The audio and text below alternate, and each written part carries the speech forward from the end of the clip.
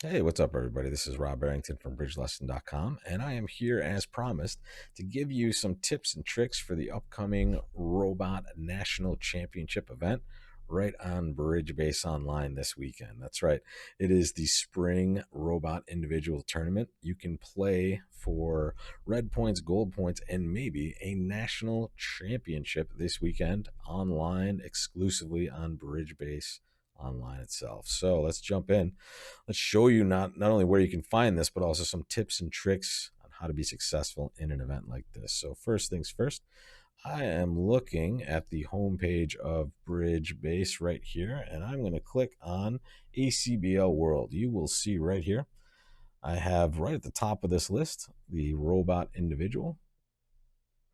And I can just click on that and we'll open up a registration button and also an about button if you want to get the particulars of the event itself.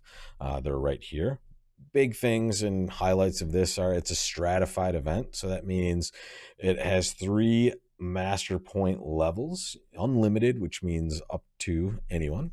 2,000 master points. Anyone under 2,000 will be eligible to compete in that strat event, and anyone under 500 in that. So you can get awarded prizes for first in those stratifications, but also the national title can go to anyone in all of those strats. So anyone's game here, folks. 24 boards on 3 days. And it is a best hand tournament, which means you will have the best hand at the table at all times. Another thing that is a little different than normal for some of you is the fact that you will not be scored instantly, meaning, so we can jump into a tournament I'm playing right now, and you can see this is going to be scored exactly the way the Robot Individual will be scored this weekend, which means we don't get to see the scores after every board. What's missing on the screen? There's no percentage. I can't tell what I'm doing percentage wise, and that's for good reason. We don't necessarily want to know. In all the high level events, we aren't given our scores after each board, so we don't know exactly where we stand. Here I can click on the history. I can still see the hand I've played, the result, and even double dummy analysis, things like that. Do everything I used to in the history, but I just can't see a result, right? I will not be able to see a result till the actual set of deals is over. So this tournament is a 12 board tournament.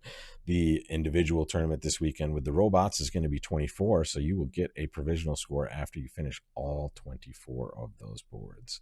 You can tell longer than normal. It's going to be a little bit different than your normal garden variety tournament. Let's just talk about just tips and tricks on how to be successful in an event like this. First things first, prepare for it. I'm not saying you have to start now and prepare for this event, but just do kind of the logical stuff that you would do in a normal bridge tournament situation.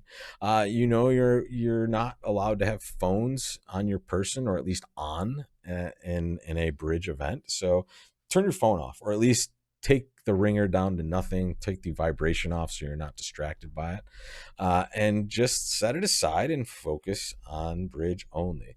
Turn the TV off, maybe put some music on if you like it, maybe not. Whatever helps you focus the most is where you want to be.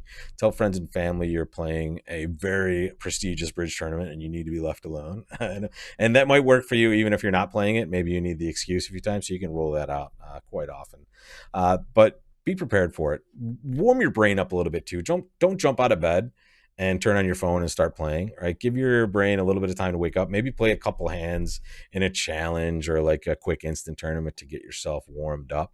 But do it when you're ready, right? And also play at a time of day that you're used to playing, right? Don't at 2 o'clock in the morning start playing just because you're so amped to play. Play at a time that you're used to playing and where you can do well. Second, don't rush. You have one time constraint for this. You have to finish the 24 boards for each day within 24 hours. That's it. That's the only time constraint you have. So take your time. A lot of people have a tendency to rush when they play against the robots.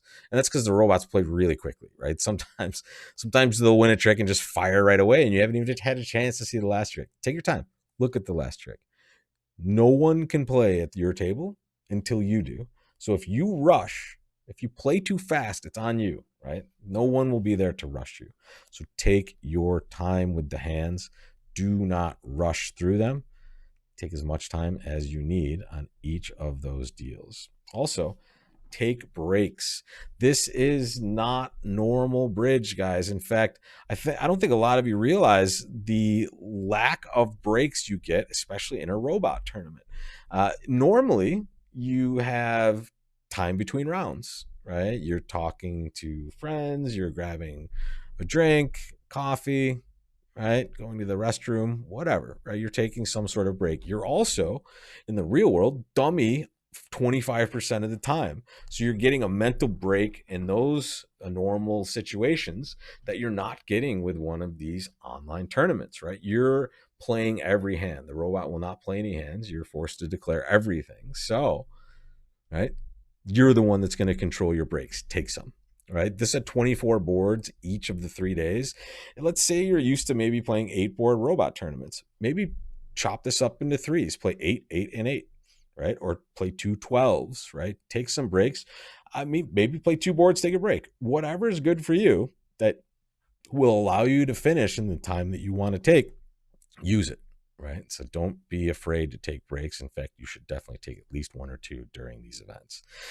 Now, I know claim might seem like it flies in the face of don't rush, but this is just to avoid misclicks. You should definitely claim when you've won a trick on your side and you know you have the rest. This will keep you from making any sort of weird, disastrous misclick that if any of you watch the Wednesday morning tournament, know that I am want to make on occasion. So I do it. I mean, we were talking about this a few pros the other day. We misclick way more often than we made insufficient bids in the real world, right? Or revokes, right? I've misclicked way more than I've ever revoked in my lifetime, right? So it's a more common problem, right? So claim to avoid it if you can. Right? I'm not saying you just claim every hand. Obviously, that's terrible. But when you know you have the rest of the tricks, don't wait and play them out. Just claim. You can lock it up there. All right. And last but not least, grind, people. Grind. This is a classic poker term for just, kind of taking what everyone gives you and just playing and continuing to kind of focus on the task at hand until it's over, right? And here we have an end, 24 boards. Grind it out. You may get a bad result. Don't worry. I'm going to show you some results in a second, which will give you an idea of a bad result might not be the worst thing, right? This is a long, long event.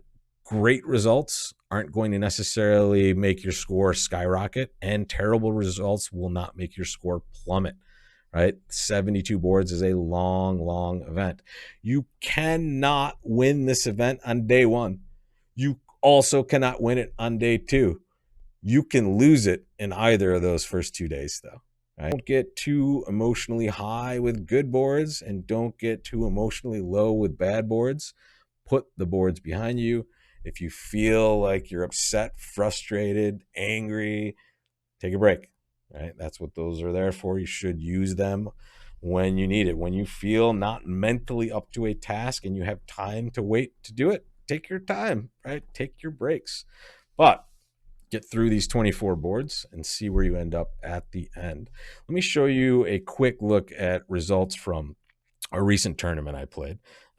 So here we can see I played a 12 board like daily tournament on Bridge Base here. And this is a provisional result. And this is what you'll get when you complete each session of the robot individual. You'll just get where you stand at that particular moment. So this isn't a final. And you can see I had a couple of pretty poor results here. Take a look at this. I took a 0 on the second to last board, not my finest hour. Decided to try to make a penalty double and didn't get a chance to stay there. So that was my bad. And also had a 36% on another board. So those were 2 just pretty terrible results, especially board 11. And I still did really well in this particular event. I had obviously some excellent scores in here as well. So a little lucky I have, that high of a score, but still you can see these didn't derail my efforts in a 12 board tournament. Right? Maybe in an 8-board tournament, they had a chance to do more damage. But the more boards we play, right, the less these things are going to really derail us. When you think you get a 0, guys, even if it's on the first board of the tournament, you have 71 boards left to make that up. So do not get down with bad results. You have so many boards to make up a bad result. Right? And you just do not ever know what sort of insanity is going on at other tables. Take a look at board 5 in this set of deals here. I didn't necessarily think this was terrible, but I certainly didn't love this when it was going on. It was 2 spades doubled down 1 for minus 200. I felt like it was way below average, to be honest. I thought it was maybe 40-ish, but it ends up being 76.1. And that just goes to show you, I don't even know how to gauge this result, if I'm not being given it in an instant tournament sense here. So here I was a little off, and that could definitely be happening on a lot of these boards. When you do something normal and it looks bad, don't think the world is falling, right? You could be doing maybe averages or even above average. All you really want to be is down the middle, which brings me to my last and best tip. Don't do anything weird, especially early in the tournament. You can't win on day 1 or 2. You might be able to win on day 3, but if you have stunk up the joint on days 1 and 2, you have no shot, right? So play normal bridge. I'm going to show you. I hesitate to put this on the screen, but here it is. Let's see. Don't freak out. It's not a statistics class. We're not going to do anything crazy here. I'm just going to show you what a bridge making decision will look like as it relates to being scored in a tournament like this.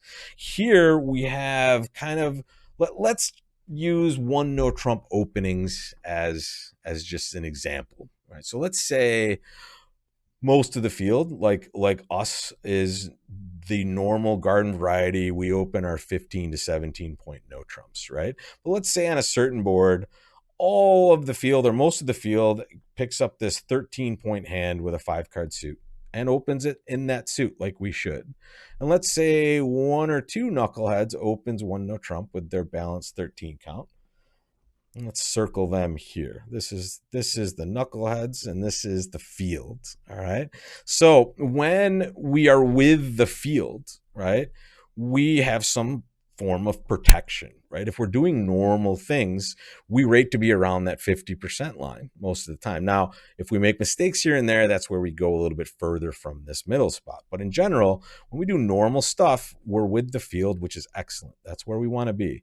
When we step away from the field, like these guys over here, we have now opened ourselves up to risk, lots of it, to be honest.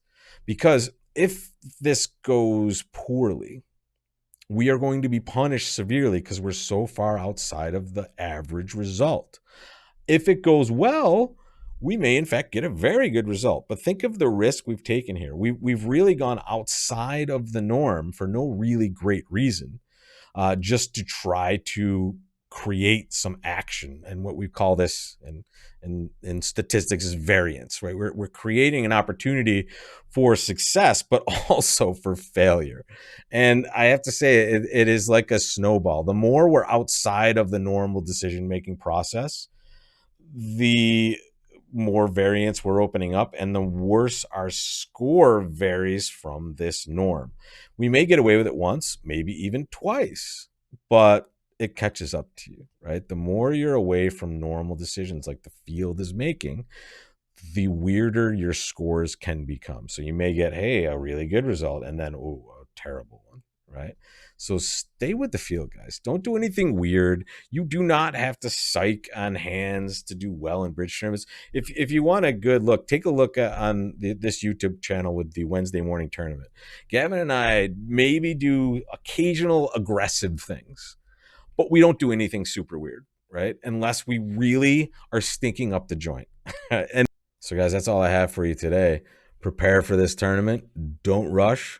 Take some breaks, claim when you can, and grind through this 72 boards, guys, and come out at the end with hopefully more master points and more experience in a high-level event like this. So good luck, guys, and I will see you on the other side of that tournament, folks. Take care.